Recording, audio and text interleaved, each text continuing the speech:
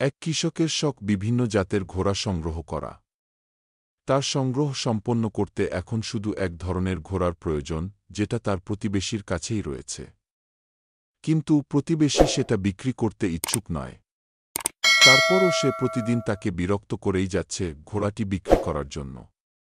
শেষ পর্যন্ত সে তার প্রতিবেশীকে রাজি করাতে সক্ষম হয়। কিন্তু তার এই আনন্দ বেশি দিন ছিল না। এর 1 মাস পরেই ঘোড়াটি অসুস্থ হয়ে পড়ল।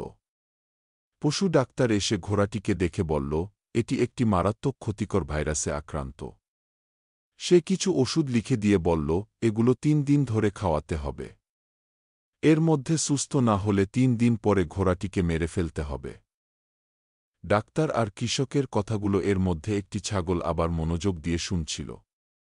কিছুক্ষণ পরে কৃষক এসে ঘোড়াটিকে ওষুধ খাইয়ে আবার নিজের কাজে গেল।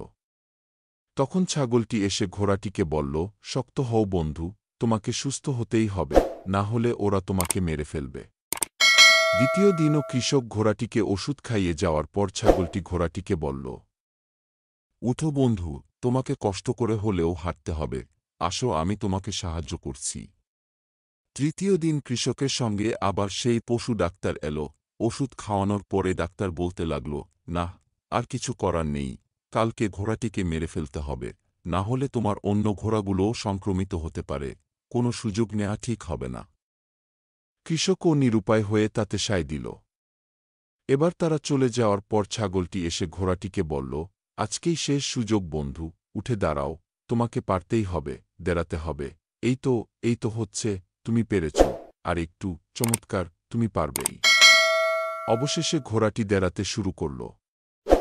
এমন সময় হঠাৎ কৃষক এসে দেখতে পেল ঘোড়াটি দাঁড়াচ্ছে। সে আনন্দে আত্মহারা হয়ে বলতে লাগল, অবিশ্বাস্য, আমার ঘোড়া সুস্থ হয়ে গেছে, কোথায় সবাই, এই আনন্দে আজকে পার্টি হবে, এই কে আছিস, ছাগলটাকে জবাই করো।